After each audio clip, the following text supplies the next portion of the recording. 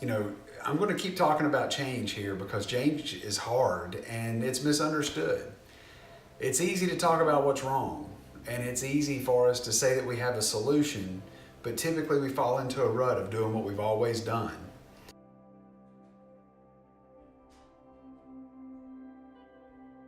Like, even if we want to lose 30 pounds and we go on a diet is an old tool. It's not a new way of doing things. If we don't change the fundamentals, we're probably not going to see different results. The reaction from healthcare about the changes that we're trying to make is mixed. Change is hard and frightening. Some folks honestly would be scared to try to change the way that we're changing.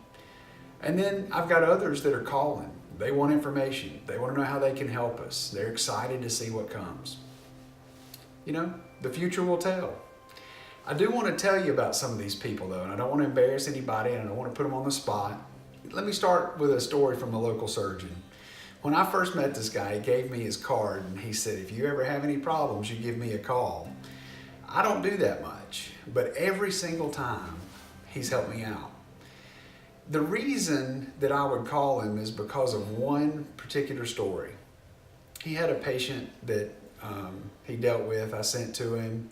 The results were great from the surgical standpoint. During the follow-up, something just kind of got his attention, and he called me afterwards and he said, you know, they're nervous, they're anxious. I think something's off, and I was just wondering if you would check on them.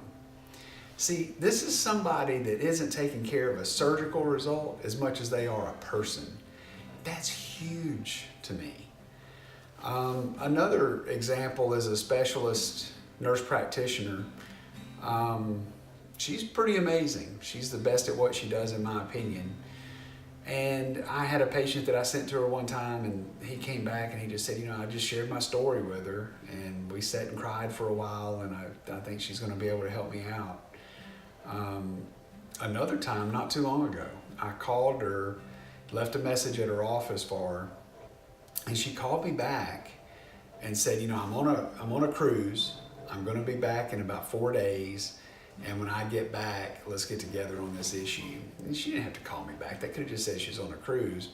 But she takes care of people the way that I want my patients taken care of, right?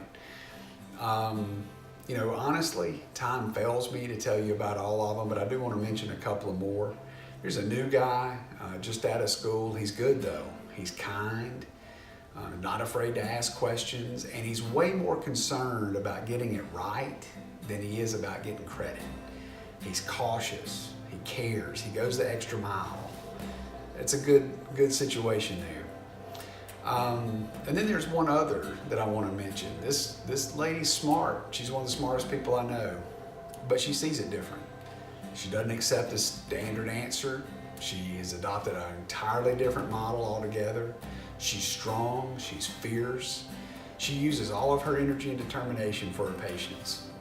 And she doesn't fit the standard mold, and the system has no idea what to do with her, or her patients for that matter. So she just gets dismissed.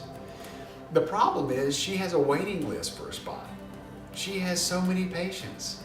These patients aren't crazy just because they don't fit the system, but the system can't see that change is coming. So they just dismiss the entire segment of this population who need direction and help. This area is full of people who don't even go to a clinic unless it's a dire emergency. And most people in my business think they just don't understand. They understand. Why don't we understand that it's us that need to change? It's the system. Time would fail me to go through other stories from providers in Hattiesburg and Meridian and the local area.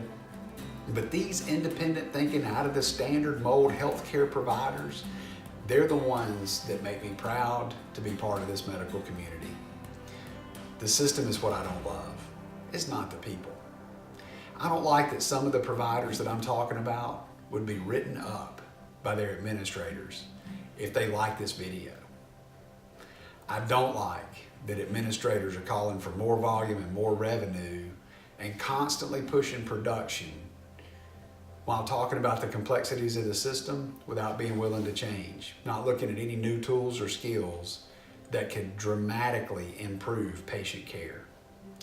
I can't stand a system that takes a person with a big heart and a deep desire to help others and uses them past the point of exhaustion for the sake of $1 and ignores the patient telling you that you don't provide value. Well, I mean, how does the patient communicate this? They just don't show up. When they need help, you're not on their list. They don't give the system the right to call them lazy or crazy or stupid. This gives the system an opportunity to change and learn and grow. But this is hard, and it requires these new skills and these new tools.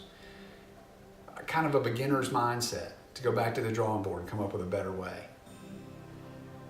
I don't know. We could fail. And that alone is enough for the system to not even try. I can't do that. I would rather serve you and fail the system than serve the system and fail you. Just so you know, at North Laurel Family Medicine, it's about you, not the system. There are things we can't control, like insurance premiums and medication costs.